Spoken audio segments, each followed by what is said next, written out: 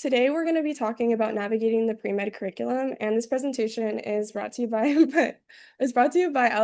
LMSA plus pre-med's programming team, as well as in collaboration with a few of our different plus chapters.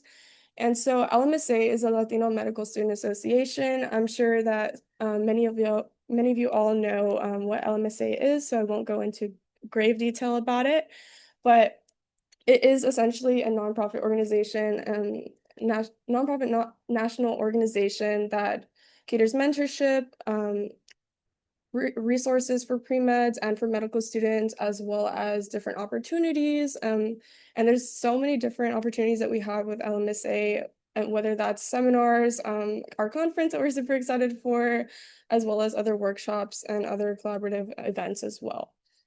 And so this is actually one of our first seminars for this year that we have been planning. And so thank you all for joining. And on today's agenda, we're going to have essentially a small little attendance form.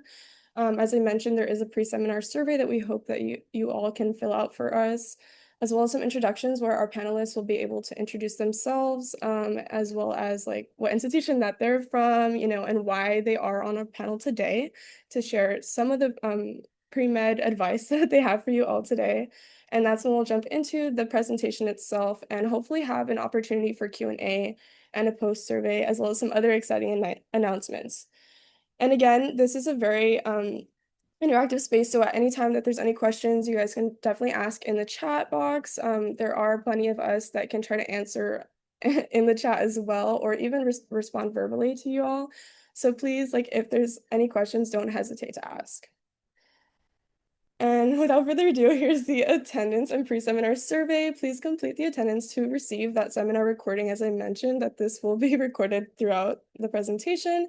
And this is also a great way to receive notifications about many other additional opportunities through LMSA, whether that's like scholarships or other seminars that we'll be planning, as well as like information about our important conference coming up, or mentorship programs, etc. There's so many great opportunities that we do share with y'all.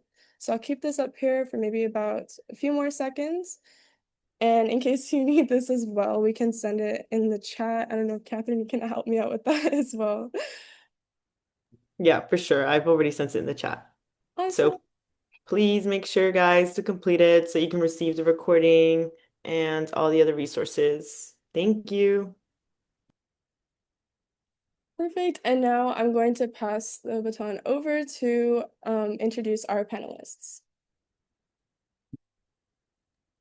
Hola a todos, my name is Sharon. I am a senior at Rutgers University Newark.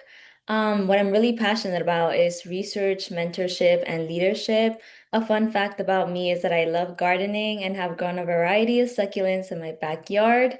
And the reason that I became interested in medicine was my freshman year when I was exploring all these different fields of healthcare, and I started working as a medical scribe. And I think that really being in a hospital setting, working with a doctor, seeing patients every day was what really drew me into loving this field and wanting to be a physician in the future. Thank you all.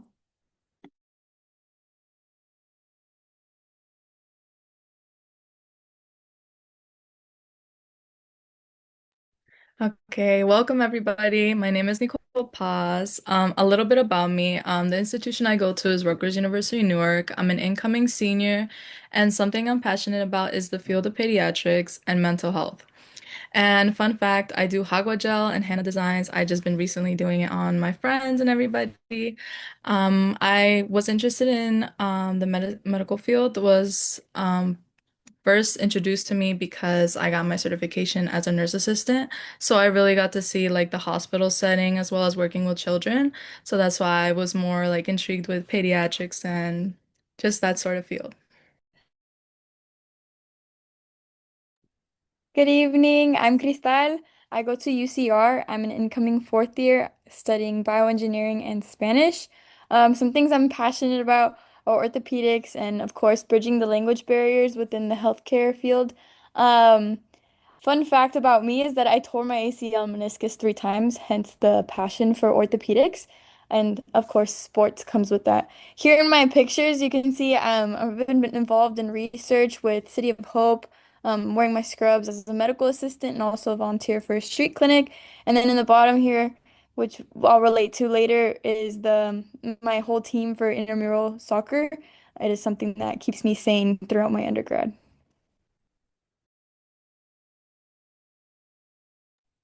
Hello, everyone. Just want to reiterate, definitely, I want to see all your beautiful faces on camera, or maybe, pets or whatever you may have, but definitely turn your cameras on, if you can, if you feel comfortable. So my name's Ashley. I am a senior at Lehman College. Something I'm passionate about is chemistry and education, specifically chemical education. I really, really love chemistry and I love being able to teach other people as well as I like the mentorship in the educational field. Fun fact, I am a city girl with a country heart. So what does that mean? I grew up in the Bronx, New York City, but I'm also half Colombian, half Puerto Rican. So my summers, I usually spent them in Puerto Rico or I spent them in Colombia and I spent them on farms, riding horseback, in el campo, all that stuff. So even though most of my life I grew up in the city, I still have a big heart for the countryside. Another fun fact about me is I'm actually a United States Navy veteran. So on the top left of my picture, you can see that's when I was volunteering as an EMT scribe, and it was in a rural area. And then in the bottom picture, this was during the pandemic. I actually had to set up a COVID screening clinic while I was in the military. And yeah, fun fact, I actually passed out from how like hot and humid it was. And I was just scrubbing people or screening people all day. So yeah, so that's me. Okay, now we'll be moving down to the breakdown of pre-med curriculum. Okay, so pretty much just the general requirements. This is an umbrella term or umbrella term. These will capture most med schools. So for your prereqs, you're gonna need 1 year of bio with lab, 1 year of general chemistry with lab, 1 year of organic chemistry with lab, you're going to need 1 year of physics with lab, at least 2 semesters of an English course, and then your social sciences, which are intro to psychology, sociology. Um, this is a very, very general list of prerequisites, but every single medical school has their own specific prerequisites. So if you look, I think there's a link that we can drop. Um, on the I'm so sorry, I'm blanking a little bit. If you look on the AMCAS website, it'll tell you what each school's requirements are. So some schools may require statistics, some schools may require calculus, but it just depends on the general school, kind of like what they specifically want. A big tip if you're planning to take your MCAT, highly recommend you take your prerequisites first because you will be tested on the knowledge in these core classes.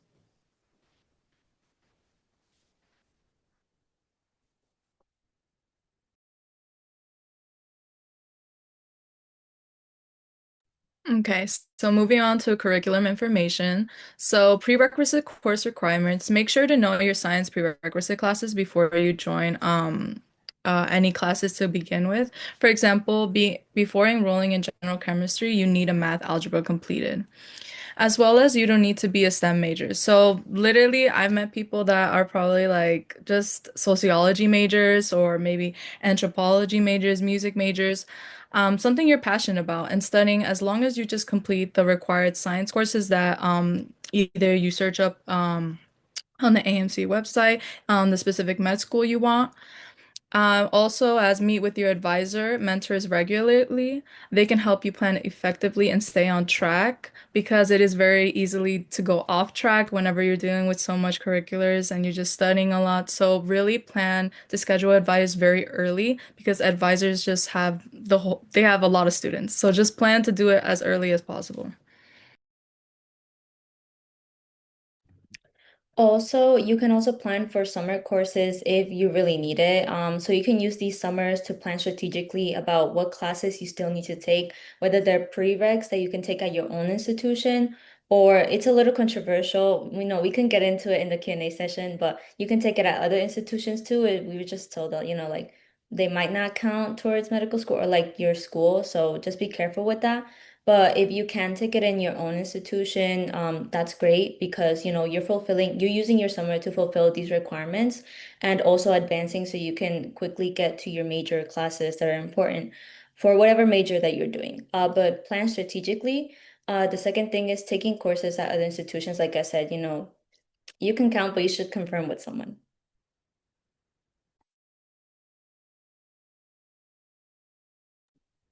Okay, so here I attached my engineering specific course plan that is provided by my institution for freshmen, juniors, whatever year you are. Make sure that, or I guess you can look into whether this is offered for your major or not. Typically, it is. So for me, you can go ahead and take a look at the way that it's mapped out. And as long as I stay on track, I essentially complete all my major requirements, and I can also plan around how to implement other medical school requirements or better looked at courses like anatomy and genetics. I did not follow this particularly my first year, which we'll get into a little bit later. But you'll always need to make sure that the catalog year is up to date because every institution updates their requirements for majors every single year. So ensure that you're always up to date because you might not have to take certain courses later your junior year, even though your freshman year catalog said so. As you can see here, I'm given essentially for my school, a breadth class is just like a general education course. So I would choose whether to apply my AP credit or if my AP credit didn't apply, then I would look into what classes I could take that year and how to switch them around. I would definitely always use this as a first-hand resource to check first because there are courses that you can make certain quarters or terms easier and lighter. So if you switch around the classes and substitute them with maybe an elective, you can relax a little bit more that quarter. But I would definitely check in to see if all classes are offered, in what terms, and how often, and by what professors. So yeah. Awesome. And then I do see that there's actually a question in the chat. Not sure if any of our panelists want to answer that verbally first. I would say that taking community college classes during high school would absolutely not look bad. Never would say that. Um, However, some of them just don't count. Some institutions don't like to take courses from community college, but that's obviously institution based. So I would just take a look at the PDF that we pasted in the chat and see what classes, what schools do and don't accept those classes. But n I would never say that taking classes in high school or even during your undergrad are bad. It's just how did you have to navigate your undergrad life? And then for the second question, oh, never mind. It's not a question. It's just a shout out. Okay, cool. Awesome. Thank you so much, Cristal. So we'll go ahead and move on to the next slide. Okay, so like I referred to in my course catalog, I would say one of the biggest mistakes I made was my freshman year because my first quarter I took all electives. I did not take a single science class, and obviously the transition from high school to college is very, very different. High school did not prepare me. I never studied. All my science classes were substitute teachers who didn't really teach me anything. So I had never really experienced a science class or the difficulty of a STEM class, period. So, I would say start off slow your first year. That way you don't bomb or like destroy your GPA your first quarter or 2 quarters of getting used to the college curriculum and pace and load, I guess. So, yeah, start off slow. I would say do 1 to 2 science classes, adjust to the studying of those courses, see how you can navigate it, and then slowly add things on. Your next quarter, maybe take 3 courses and an elective. And then by your last quarter of your freshman year, maybe you know how you have to study, and then you can start handling more classes because eventually you will be taking majority STEM courses if you are a STEM major. So that is my advice. Take it slow. Don't ever overestimate because the transition is very different. No matter how good you think it is, how good you think you are or smart, it is hard. So yeah. Okay, so I recommend prioritizing like math and science courses early on, especially generally chemistry, biology, calculus, and statistics. These classes are a foundation for upper level courses and preparation for the MCAT. Taking them early on gives you the flexibility also to like if you plan to do some like research or anything, because some researchers do require statistics courses. So those prerequisites or any clinical opportunities you have, I do suggest to do the science and math courses like as soon as possible. You know, if you can, life doesn't let you, then that's. But if you can, I do recommend because it just gets harder from here. Science classes just get harder. Definitely one thing I would say about taking these prerequisite courses is to definitely get as many of your sciences done as soon as you can, because here's the thing, right? I'm a non-traditional student. I've actually been working on my bachelor's for like 8 years. Whew. And I didn't take general chemistry until about 2 years ago. I graduated, oh my God, I'm dating myself. I graduated high school in 2016. So the last time I took any algebra course or pre-calculus course was a really long time. So that transition until from high school, like math to like Gen Chem 1, it was really a struggle for me. So I would advise definitely, because these prereq courses are kind of one after the other, so you need to take Gen Chem 1 and then Gen Chem 2 and then Orgo 1 and then Orgo 2, try to take them consecutively and try not to space out semesters in between them so that the information is fresh in your head. Um, so yeah, so try to get as many of those done while also balancing your schedule as soon as you can. And I would also like to point out that it is okay to withdraw your classes. I feel like as pre-meds, we're too scared to like withdraw and then we just wait for the last minute sometimes, to cram everything. Don't make it a habit. I did. But sometimes life gets in the way. Sometimes you just can't handle it, and it's okay to withdraw. I feel like, you know, I've been told this, a W, like a withdrawal looks better than an F when you apply to medical school. It's easier to like, talk about it and like discuss why you withdrew rather than like how you failed. So I have failed classes in the past and I've been battling like mental health. So I feel like, there's just too many things going on in life that it's okay to take a break and it's okay to like not be able to handle it all. So take that withdrawal if you know you cannot handle it. It will look so much better and you won't be destroying your GPA.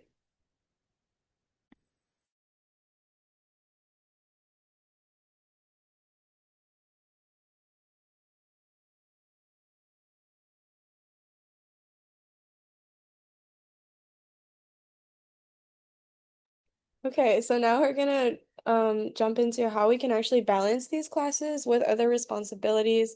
You guys all know that as a pre-med, it doesn't mean just handling academics. Sometimes you have to handle other responsibilities, whether that's relationships or family obligations and responsibilities, as well as maybe a job that you also have to hold as well in order to pay for your tuition. There's so many circumstances, and there's that question as a pre-med is how do you even balance these classes with these other responsibilities? So our panelists will also jump into this as well.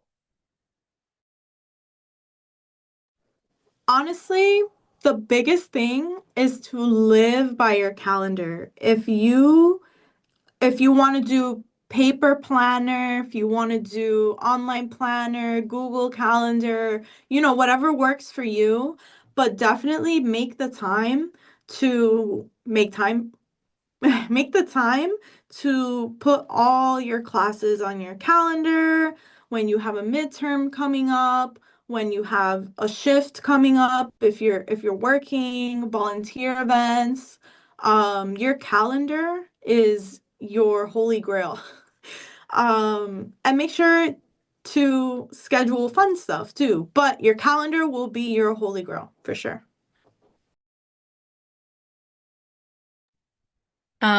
Exactly what you said. One strategy that helped me was creating a calendar and sticking to to-do lists. Structuring your time not only keeps you organized, but it also helps you mo be motivated because you can actually see the progress you're doing. More importantly, it helps you build adaptability. If something unexpected happens, life happens, you get to see how you can maneuver through your calendar since you already have everything already organized.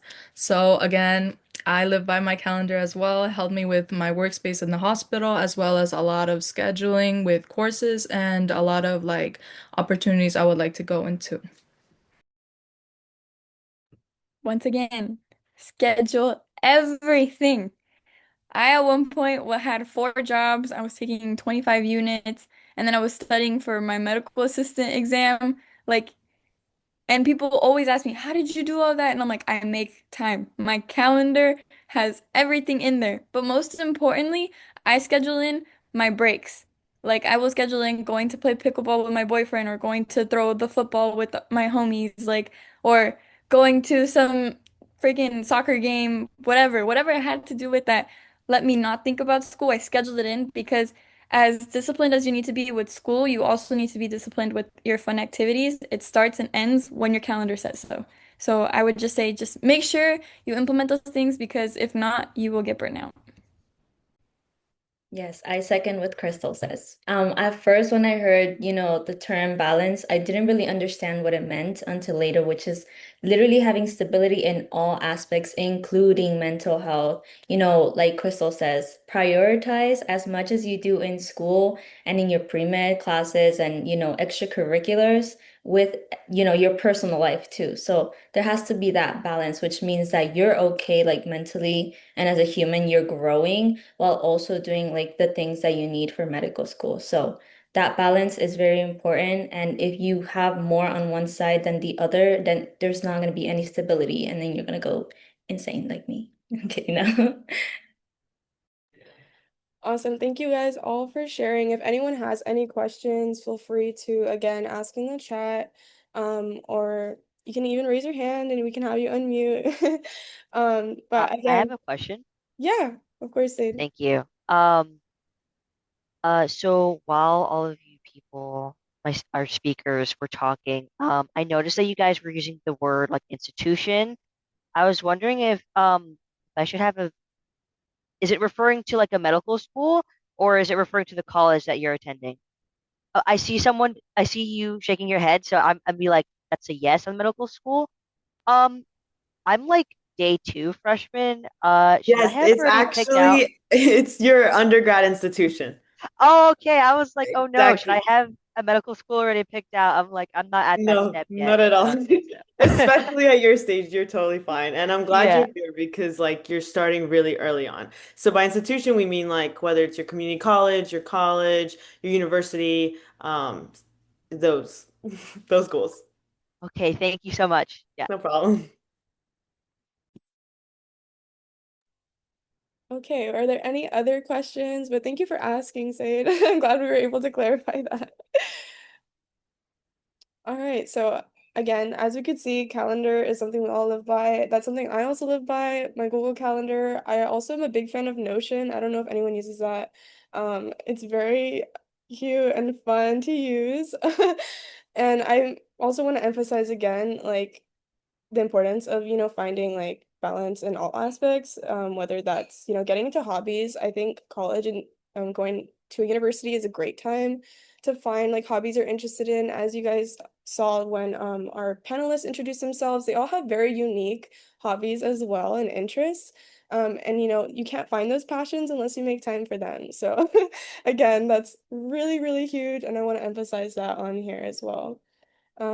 And now we'll go on to the next slide, and I'll go ahead and let our panelists talk once again. So, study habits and tips. So, my study habits would be just teaching others, writing down the question and the answer on why you got something wrong. So, I first started teaching my friends. So that's something that we gradually did. If someone didn't understand, I would explain to them, or if they understood something and I didn't understand, like we would just like go from there. Writing down the question and answer on why you got something wrong. So that's also something I would do. Like I would picture the question and I would say how I answered it. So let's just say it was answer C, right? And I would say how I got to that answer. So if it was wrong, I would look at the answer and I would look at the explanation and I would be like, okay, so where before did I see I got something mixed up or anything? And from there, I would be like, okay, so this step I messed up. So how can I arrange myself to not do that same mess up? So really that helped me just writing down the question, just looking exactly where I got something wrong and then just implementing the correct answer into that. I definitely second the teaching others as well as noting why you got something wrong. Also, I the Feynman technique, right? Like you see all these little study. I don't know how many of you guys are on like pre-med TikTok? Like drop it in the chat because pre-med TikTok is a whole thing. There's like the whiteboard method, there's all these crazy methods. Okay, you guys are on pre-med TikTok. Um definitely. Um Teach other people. I taught my husband, who is a history anthropology major, but I also mainly teach my cat. I consider her to also be close with her bachelor's in biochemistry. Because she knows Orgo, she knows Gen Chem, she knows physics. Like, I just talk to her. Does she meow back occasionally? No, probably most of the time she meows back, so she understands. But using this method is definitely a form of active studying. So the biggest mistake you can definitely make, especially in your freshman year, is using passive methods of studying. So what does this mean, right? So passive would be like reading the textbook, watching a video. Oh my God, you guys need to look at Organic Chemistry Tutor. Super helpful. Anyway, sorry.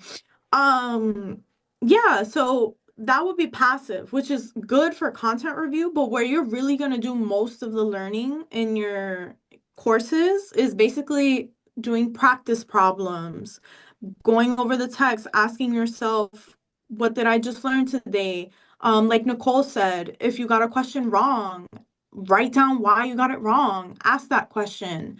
Lots of practice exams, just actively doing something, maybe flashcards.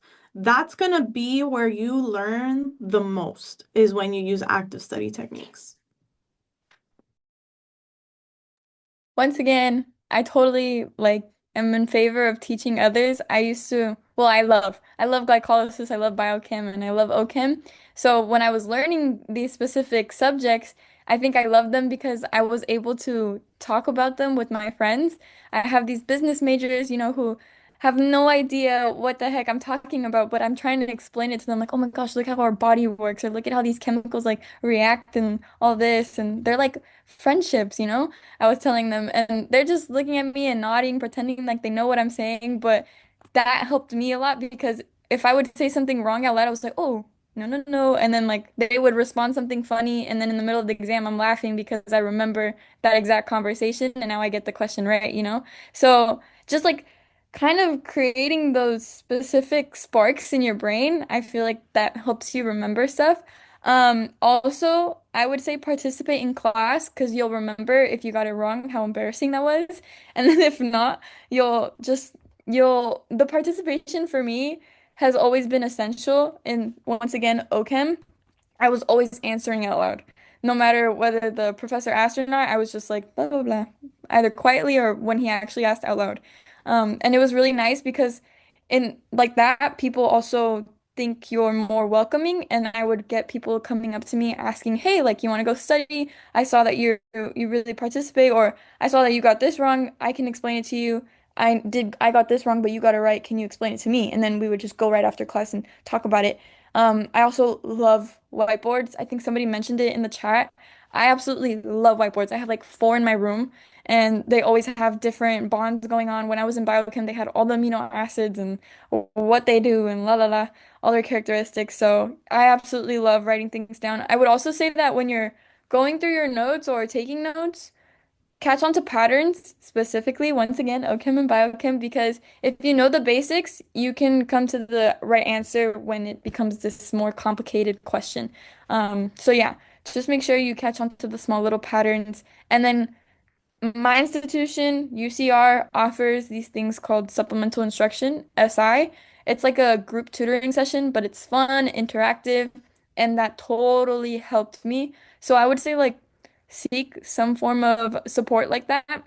I don't know if your institution offers it or not, but hopefully they do. And if they do, take advantage of it. If it's not your thing, no worries, but give it a try. And then office hours are awesome, mainly for like calculation-based courses, I would say like physics and math, because you can watch the professor go through the problem or you can solve it in front of him and then they'll like catch you like, oh no, this is wrong, la la la la la. So I would definitely recommend office hours. I would also say find the best times that work for you to study. For me, like it is mostly like in the nighttime, going on to like morning. Sometimes I do have to sacrifice, other times in the day because I just can't find it. But just find times that actually work for you and like you can maximize studying in. I think Ashley was gonna mention that, quality over quantity kind of. So you wanna be able to use like the maximum of your day to like, fully study as much as you can. Because sometimes I'm like in the day just like studying and I'm just like not captivate like not actually like understanding what I'm studying until like gets to the nighttime after I have dinner and I'm like, wait, I'm getting it now.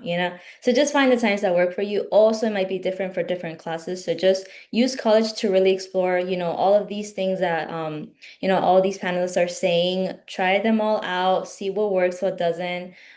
Just, really explore and then have those study habits continuously and bring them to medical school because they'll be, essential for you to do well. Yes, absolutely agree with Sharon. I almost forgot to mention Pomodoro technique, right? Oh my God, I'm using all these TikTok terms. But make sure that when you're studying, you are also scheduling breaks between you. If you are reading a textbook or working on a problem and you feel that migraine come on, maybe a little tummy ache, maybe you just can't focus, take the break. Take a break.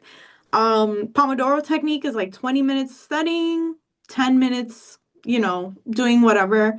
Um, Definitely make sure you take those mental breaks because I found in my first few years that I would study for hours on end, but I would not get anything in because I was too stressed about studying versus just focusing on learning at my own pace. One thing that I implemented, I think last semester, I got a Steam Deck. Okay, I don't know how many of you guys are gamers, but if you're a gamer, let me know. But I got a Steam Deck and I actually started playing Stardew Valley in between my study breaks and like kind of doing that or with the Switch I'd play Mario Kart in between like during my sessions. Um so yeah, so just make sure you're scheduling those study breaks. Awesome. Thank you all for sharing. And then I do see that there is a question. Um, if you feel stressed over studying or stressed about a test coming up, what is your go-to method to relax? And I see that Cristal mentioned physical activity, like going outside for at least an hour and eating a comfort meal. I also second this. I think this really increases your motivation, increase that dopamine, guys. Like it's gonna help so much to study, whether that's doing yoga or like going on a walk. Like I actually went on a walk before this so I could feel more motivated. So like doing those kinds of things really helps. And I don't know if any of our other panelists want to mention something that they do as well. I would also say like after your exam, as a reward, any exam, quiz, whatever, go get a treat. I love going to Yogurtland. It's walking distance from UCR, so it's my go-to. But yes, definitely go treat yourself.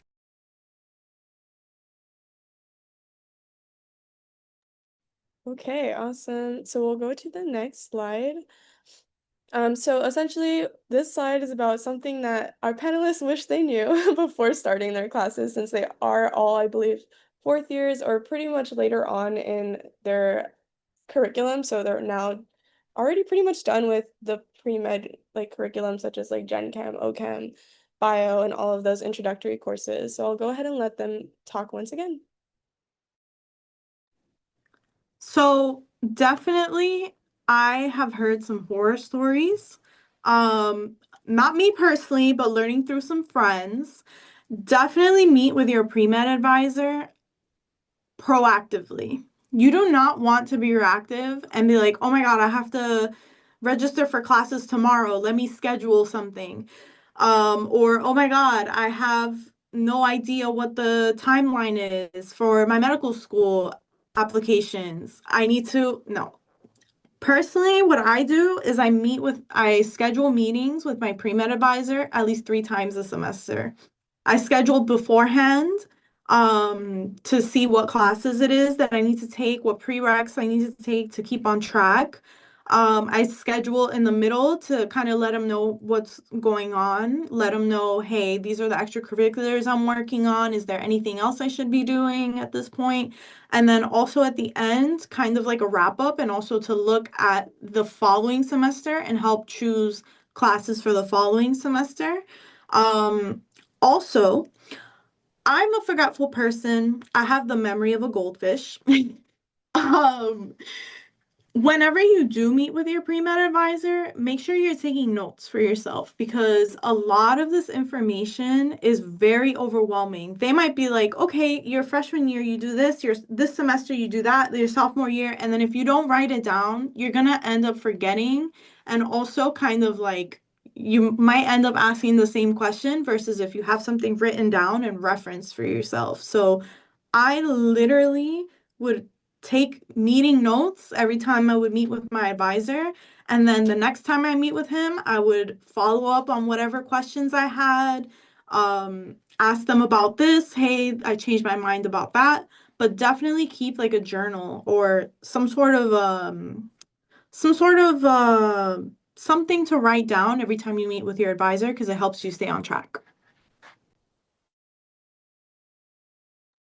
So, in my experience, I wish I started to find more activities around campus, like clubs, for example, and networking. I was so busy trying to like study and everything, but like I never really found out what kind of clubs my campus even like has. So like literally during my junior year, like high school, I found out all about all these clubs, trying to join all these clubs, but I just wish I knew beforehand because there was obviously Peruvian, since I'm Peruvian, I had the chance to go into the Peruvian club. So things like that. Make sure you know what's around your campus because you never know some opportunities you might find or maybe like hobbies that you want to join as well. It really shows like a character, like your own character. And of course, networking with other people.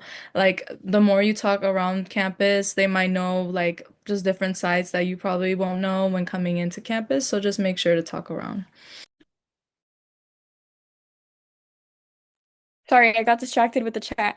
So, before I get into my point, I just wanted to address something mentioned. Oh, yes. So the pre-med advisor for my school, we're not allowed to actually schedule any appointments unless we're applying to a medical school.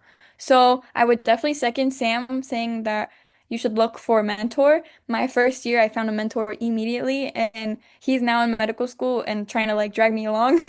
So he's definitely been a strong support system and taught me a lot. I didn't even know what the MCAT was coming into college, so or for maybe until my second year of college, yeah.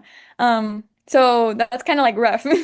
But he did teach me a lot of the basics. There were still things missing, but I'm obviously not going to blame my mentor. It's just the system, you know?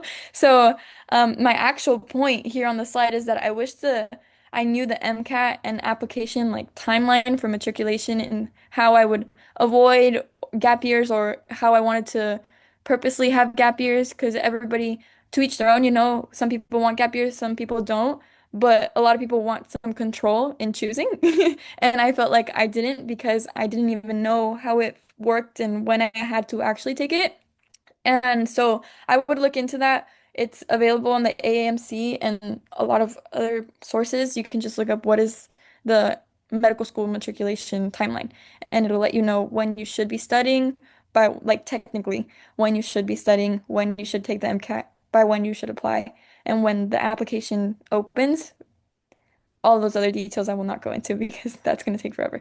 But I would also say that I wish I knew that not all science courses are actually considered for your science GPA for AAMC application for like medical school.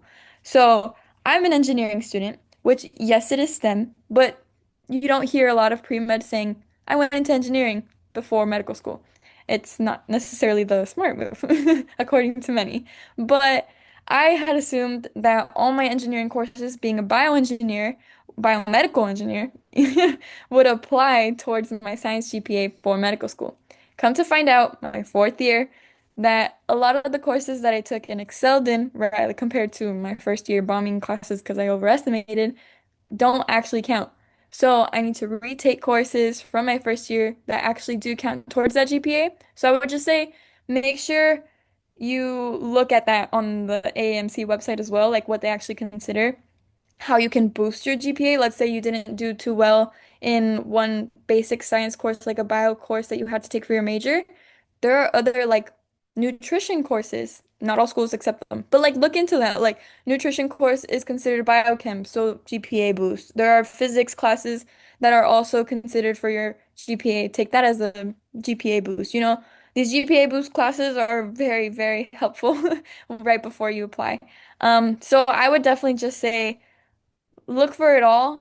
If you can't find a pre-med advisor, don't have access to one until you're applying, look for an ambassador. I'm currently matriculating to like this position as an ambassador at my school, so I'll be able to help people mentor, look for your mentor, do all that. Just always ask. Don't think that they're gonna say no, how embarrassing, I don't even know what the MCAT. No, just ask, okay?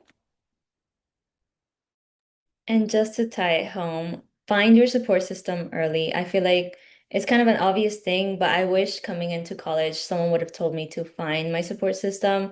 This could be, like Crystal says, a mentor. It could be people, other pre-meds, clubs, activities, network as much as you can in college so you can find people who look like you or are doing the same classes as you, and then you can form your study groups easier and also just have people who can like help you navigate, the pre-med journey because you can't do this field alone. You're gonna need the support from advisors, from mentors, from people who've already been in your shoes and can help you and generally give you good advice.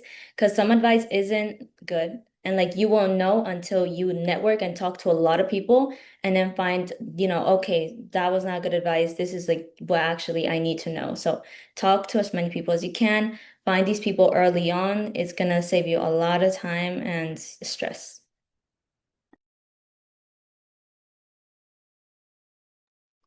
Alrighty, thank you all. And then I think Ashley, you wanted to respond to a question as well, verbally.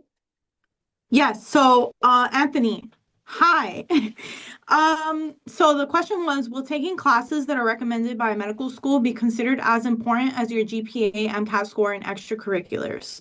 So I applied to medical school this cycle. Okay, so feel free to ask me questions if you are wondering about the application. But I can tell you that the application as a whole looks at everything equally. A couple of things that AMCAS does, because it depends, there's two ways you can apply, right? Oh my God. There's two ways you can apply. You can go to the DO route, which is the AA COMAS application, or you can do the MD route, which is the AMCAS application, and they both have their own things. We can go into it in the Q&A session.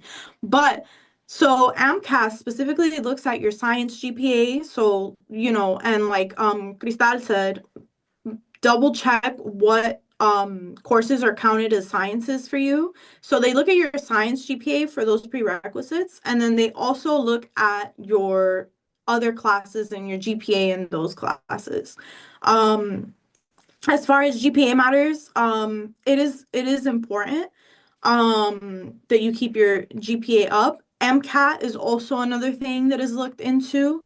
And I will have a note about extracurriculars. So, since you guys are just starting out, start thinking about what medical school you want to go into.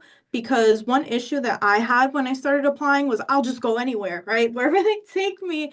But each medical school has its own mission and its own things as to what they're looking for. So, a lot of questions that I personally get is like, do I need research? Do I not need research? Do I, you know, you do need clinical experience to go to medical school, but research depends heavily on the school. If you want to go to a school that is very research based, you might want to start looking into those extracurriculars. If you want to go to a school that is more service based, you want to start looking into maybe getting some more community service hours.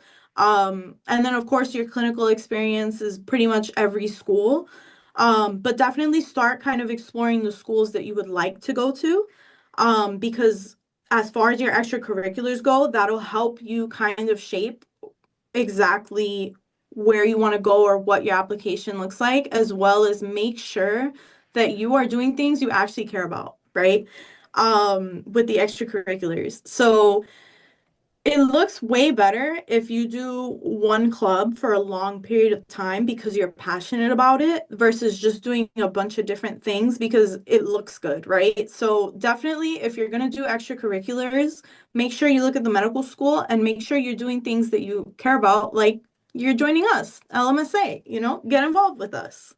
Um, um, how can I begin to explore those medical schools and what their mission is? Okay, so like I said, I just applied. So there is something that the AMC has. It's called the MSAR, MSAR. The MSAR is like your Wikipedia of schools, of medical schools. It has all the information from like the what's it called? The uniform policy. It has financial aid given. It has what the school looks for. If for MSAR, I think if it's just like $20 to get access to it. But if you find yourself applying later on or whatever, there are ways to get that waived. So ask your pre-med advisor about that. But yes, the MSAR will be like your Wikipedia for medical schools. So that's kind of what I wanted to address. Let's see. Okay, Okay, so I think other questions are being answered in chat. But yeah, those are my 2 cents. Also, I think that if you apply for the fee assistance program through AMCAS, you can obtain the MSAR for free. That's what I did. Um, as for Karen saying, or Karen saying, can you share some advice on finding clinical and shadowing experience? A lot of people say cold emails. I wouldn't necessarily go that route, but of course, that's like the go-to. But personally, what I did is my mentor. I asked him, hey, what are you involved? I went to LMSA. My chapter, what we do is like Research Tuesdays or clinic experience Tuesdays. So we put out whatever links we have, whatever we found. We do some investigating on our own, and then we just paste a link and you apply. So if you want, follow LMSA plus UCR, and you'll have access to those. Handshake, not sure. I don't know about the East Coast, like how it works, if it's the same or not. But this is all West Coast info. Handshake, you'll be able to look for clinical experience. I would say the go-to for a lot of people also is like obtaining an EMT or MA license, nursing, whatever, some form of like certification so that you take kind of priority through all those application phases. For shadowing, maybe just pull up to your primary doctor and be like, "Hey, do you mind if I like walk around with you for a day or something?" They might be like, "No, because you're my patient, but here's this doctor." Like never stop asking. Be like, "Oh, do you have any connections that I could actually take advantage of?" If your school has a school, what is it called? Sports med like facility, go ask them. That's what I did. I was utterly told no because of whatever, but you just ask. Always ask whoever. Um, for the shadowing, it's a little bit more difficult to obtain. You kind of have to establish a relationship, maybe reach out to a doctor and say, "Hey, I'd love to go to coffee and ask you about how you got to where you are, what you've experienced. I'm a pre-med, I'm really passionate. I just want to hear your story." And don't necessarily have to be like, "Hey, I want to follow you around for a day." Just start slow, establish relationships, and eventually those things will come out of that. Okay, so I do see we're getting a lot more questions in the chat. I'm gonna go to the next slide, but if anyone wants to start answering through the chat as well. Oh, actually, we are on the Stay Connected slide, so that was most of the information. So we can answer these questions. So let's see. I think the next question was from David. He asked, would you guys recommend going to office hours and reviewing during the semester before taking the last class? Or would it be better during the winter break just to self-study if the last class is taken during the spring? I don't know if anyone has any suggestions or comments to that question. So okay, not with my prereqs necessarily, but with my chemistry, my biochemistry courses, I do have to take biochem 1 and biochem 2. So biochem 1 I actually just finished this last semester. Biochem 2 is only offered in the spring. So maybe if you're in a similar situation, that might be why. But regardless, what I would do honestly is maybe meet with the professor who will teach you your second half of your course. Shoot them an email, say, hey, can I meet with you on Zoom? I just want to see what specifically I should be reviewing before I take this course because I had to take a gap semester or whatever the case may be. And 9 times out of 10, the professors will be super helpful and they'll be like, oh, well, you need to remember this from either Gen Chem 1 if you're taking Gen Chem 2 a semester apart, or you need to focus on that. I would email them at some point before you start that second course, and then I would either you could go to tutoring or you can self-study, whatever works better for you to quickly review those topics before you start your part 2 of whatever course it is that you're taking.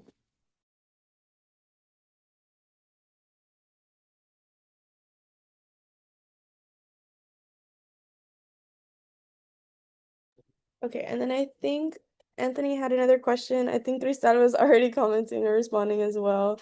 And the question is, do internship hours or volunteer hours at a community clinic count as shadowing? And she also mentioned that like some of them can. And I also agree. So as someone who's in California, I'm really UCLA, we had a organization called Flying Samaritans at UCLA that allowed us to actually go down to Tijuana, Mexico once a month, and you can count those hours that you're spending directly, like one-on-one with the physician and the patient, as shadowing hours because you're in the room with the patient as well as just with the doctor. So you are assisting them. We do like medical scribing out there as well. So I would say that it can count. Again, it really depends like what your experience is in that opportunity that you're in. So yeah, that's how I would respond to that as well. But I don't know if anyone else has any more questions, but again, here is their contact information that they shared on here. So we have Sharon, Cristal, Ashley, and Nicole, who all lovingly were able to share their Instagram handles, emails, LinkedIn's. You guys should connect as well on there. Um, and let me see. I think we also have more time for a Q&A if you guys have any more questions. I know this whole thing has been like a Q&A, which is great. But if you want to unmute, raise your hand, or even just keep asking questions in the chat, please do so. And we are going to have more seminars that are catered to how to get like shadowing hours, clinical hours, research hours. We actually have more opportunities coming up, and I can share that on one of the next slides. But if you can also please fill out our post-seminar survey. You can feel free to just scan this QR code here. It does not take more than like a minute to do. It's just to let us know and give us feedback about our seminar today. Give great words about our panelists who came out today to share their experiences. Yeah, so please fill this out as well, and they can keep answering any questions. I think Catherine also put it in the chat, so thank you, Catherine. And yeah, Grisette also mentioned in there too to email her. I feel like that's something really huge as well. Like when people give their contact information, people don't reach out. Like, please do. They give this information for a reason. They want you to reach out. We talked about the importance of finding support and networking and also building these relationships with others. We're all Latinos, Latinas, Latinx in medicine, and that's something we want to do and pursue. And like-minded individuals need to stick together. So please, please, please reach out to anyone on here. They're all here for you. And I'm not sure if anyone else has any of our other panelists have anything else to add for our presentation today. And if not, I can go to the next few slides that show some other opportunities that we have in LMSA.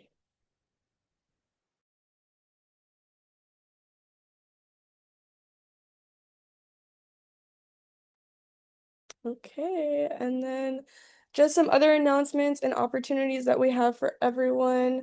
Um, I think I'll let Catherine talk about this because she's been taking the lead on our national conference. Hi everyone. I know I didn't introduce myself before, but I am the LMSA National Plus Programming Chair. So still part of the programming team. We're basically here to just create more seminar and educational events for you guys. So one of our more exciting opportunities, it is in person. It's our Latino Medical Student Association National Conference, and it's taking place this year in Chicago. It's literally like 1 week away. So if you live nearby, and if you don't and feel like you can already coordinate a flight, please feel free to register. This event is huge. We have over 1,000 attendees, and it ranges from pre-med students. We usually have around like 300 to 500. We have a lot of medical students that attend from our LMSA medical student chapters, and physicians and other faculty members are there. It's exciting because it's a day full of workshops that help about like the pre-med path. There's hands-on suturing, POCUS, which is like an ultrasound workshop. So really exciting workshops. And I think what's so helpful is the exhibitor fair that we have. It's usually like a 4 hour long session where there's a lot of medical schools that are tabling, and you can speak to some of the medical students that are there or some of the deans that are there. And it really just gives you that extra way to stand out to medical schools when you are applying. So please feel free to check it out. We'll drop the link here. And Sam, you can go ahead and introduce the next opportunity. Yeah, so we talked a lot about mentorship, and I'm so glad that all our panelists are also open to being mentors. I know Catherine and I are also open to being mentors at any time. I even had like a older doctor I used to work with reach out to me yesterday about being a mentor for someone, and I was like, sure, like of course I will. You know, if you're a mentor, if you're looking for a mentor, we want to support you, and that's why we have a Future Docs program. This is also something that the LMSA Plus programming team takes care of. So you just have to fill out that QR code. It asks you a few questions. Again, it asks questions like your name, what school you go to, or whether you're in your gap or enrichment years. Also what your passions are, specialty interests. You don't need to know that, but if you do, to kind of have an idea, fill that information out.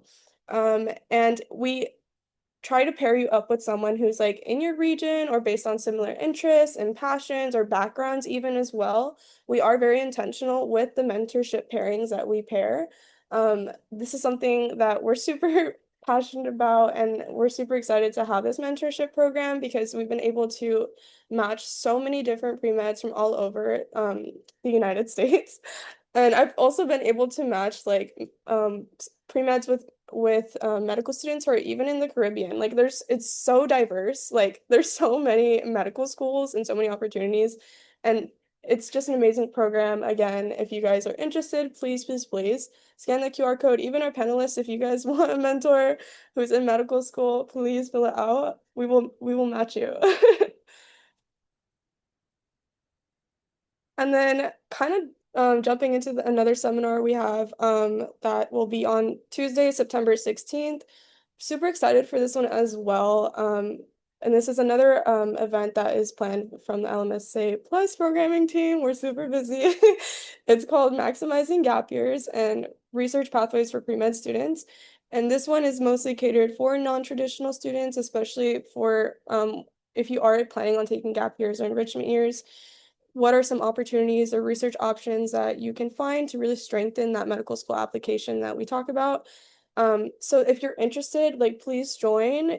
I am someone who strategically planned to have gap years, and so I wanted to maximize my gap years. And I think if I went to a seminar like this, it would have been super, super beneficial for me as well. So if you guys are interested, feel free to scan. There's a QR code again as well, and you can register for the event. And the time will be 8:15 Eastern time, or 5:15 Pacific time if you're on the West Coast region. But I think those are the only ones we have upcoming. But if you don't already follow us on Instagram as well, I believe it's just LMSA plus period national for our Instagram handle. And we are always posting a lot of things. Right now, our conference is kind of taking over, which is why you can also see like every one of us has like the conference background. That's the bean in Chicago. I don't know if anyone's been, but yeah, thank you all for joining. Again, please fill out that post-seminar survey. We really appreciate you all joining us tonight. And if you have any questions, I'm sure that we're all happy to stay a few more minutes to answer any other questions. And yeah, I think someone also had a question as well. Alicia, good evening. Okay. Yes, I we are working on pairing them up. So usually you'll find out within a month or so. Right now we're looking at pairings within August time that had filled out. So those ones will be just sent out more this week. So I recently sent some out, I think last week. So hopefully I'll be sending out some more pairings as well. And yeah, Nisha, I can show you the announcements one more time. So again, here we have the national conference. And if this is too much to see here again, if you have an Instagram handle, like we can also show that as well. And Alicia, no worries. Um, if you can also refill out the information again, and I'll have your name in my mind as well, since I am the one who looks at the pairing. So, perfect. And here's a mentorship one more time, and the upcoming research seminar as well. And then I'll leave it on here since we have our panelists. And if anyone, I don't know if our panelists have any last things to say, but I want to thank you all as well for really helping us and plan this entire seminar. It could not have been as productive, or, you know, it was really all in the efforts of you all as well. So thank you so much for working with us. We really appreciate it, and we're super excited to see you all go to medical school too in the future.